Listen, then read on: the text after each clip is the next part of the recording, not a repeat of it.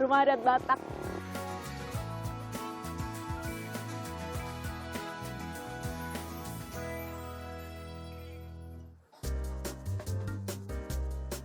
Aneka budaya tersaji dalam sebuah lanskap indah syarat sejarah.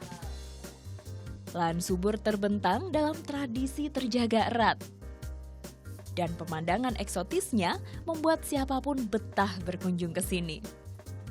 Inilah Samosir.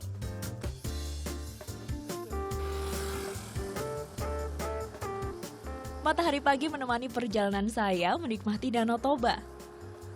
Dengan panjang 100 km dan lebar 30 km, menjadikan danau ini sebagai danau kaldera terbesar di dunia. Pulau Samosir yang terdapat di tengahnya semakin menambah kemolekan Danau Toba. Tak heran kalau kemudian Samosir menjadi salah satu destinasi favorit pelancong dalam dan luar negeri. Perjalanan saya berkeliling sebagian kecil Samosir membawa kesan tersendiri. Tak sedikit masyarakatnya yang masih mempertahankan adat dan tradisinya. Bangunan-bangunan rumah tinggal tradisional tak sulit ditemui kala saya melangkahkan kaki di Samosir. Bangunan tinggi menyerupai rumah dibangun sebagai bentuk penghormatan kepada mendiang keluarga. Bangunan ini berada di sekitar hunian penduduk yang masih kental mempertahankan tradisi Batak. Seperti tradisi yang satu ini. Saat hari libur sekolah, anak-anak menghabiskan waktu dengan berkumpul, main bola di halaman rumah bersama teman dan keluarga mereka.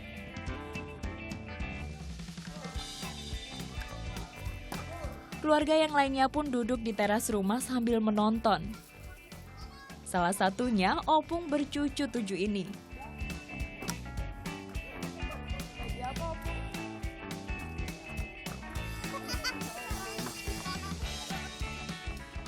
Lahir dan besar di sini, Roma Dolina Ibaho seakan tak ingin beranjak dari tanah leluhurnya ini. Saya diajak mampir ke rumah opung. Boleh nengok sama opung?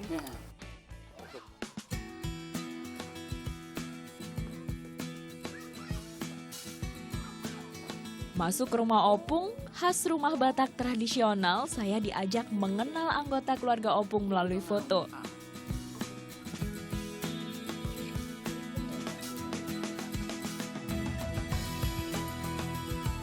Di antara kekhasan budaya Batak yang saya temui di Samosir, yang satu ini benar-benar tak bisa saya tolak. Tandingannya tidak ada. Tiap daerah tentu menawarkan olahan terbaik kulinernya. Sayang bila tidak dicicip, tak terkecuali oleh saya.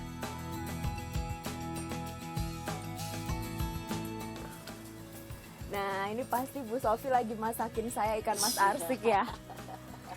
Ini Bu Sofi kenalan saya.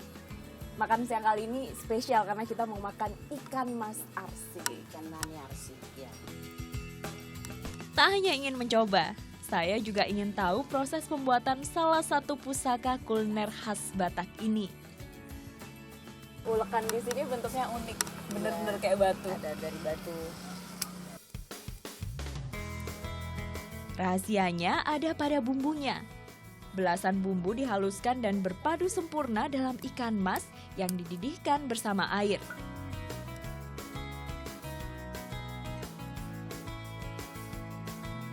Ada satu rempah khas Batak yang bikin rasanya beda.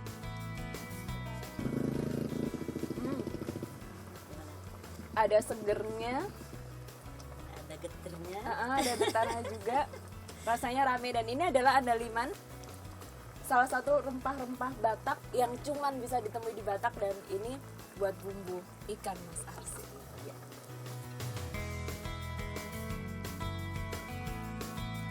Hidangan ini biasanya disajikan dalam hajatan besar atau saat upacara adat Batak. Ikan mas bumbu kuning ini spesial karena menjadi simbol dari berkah kehidupan. Itulah mengapa sisik ikan tidak dibersihkan, karena melambangkan gambaran utuh kehidupan manusia. Tak butuh waktu lebih dari 45 menit, ikan mas arsik ini pun siap disantap.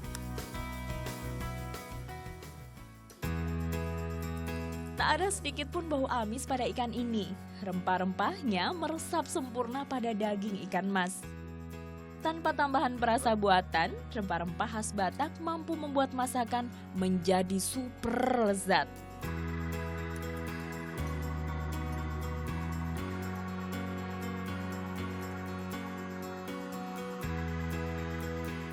Ini memang pengalaman pertama saya buat makan ikan mas arsik dan semakin istimewa dengan view Danau Toba.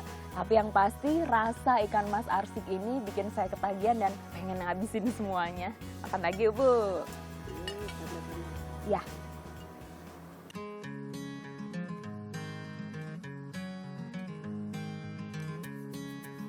Tak hanya budayanya, sekeliling Danau Toba juga dikaruniai tanah yang subur. Lahan pertanian tersebar memenuhi kebutuhan dapur masyarakat Toba.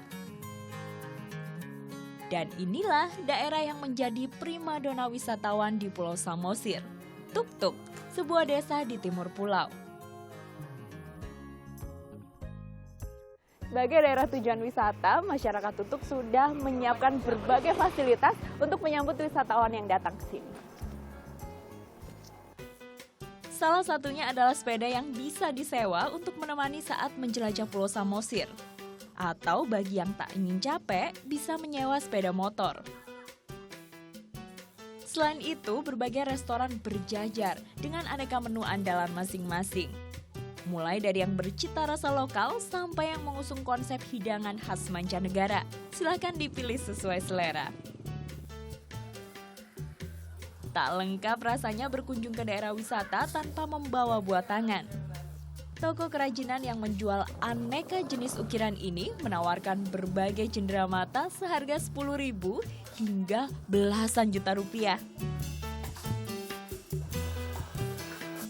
Korga atau topeng ukiran khas Batak ini memang belum jadi. Tapi kalau udah jadi hasilnya kayak gitu. Saya juga pengen beli oleh-oleh buat dibawa ke Jakarta. Kak, aku mau gantungan kuncinya dong.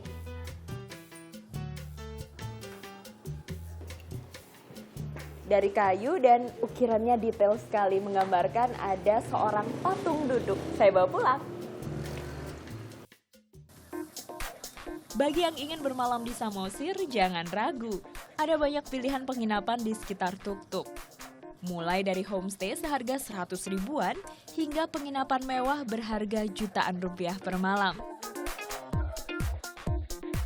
Selain tinggal di rumah penduduk, penginapan seperti yang saya pilih ini dengan sederet fasilitas manja juga bisa jadi pilihan saat berlibur di Tuk-Tuk. Oleh-oleh berwisata tentu saja tak hanya sekedar buah tangan, tapi juga pengalaman berharga tentang keragaman Indonesia. Tak hanya dinikmati, tapi juga layak diresapi. Ayu Wardani, Tama Gimalaya, melaporkan untuk NET.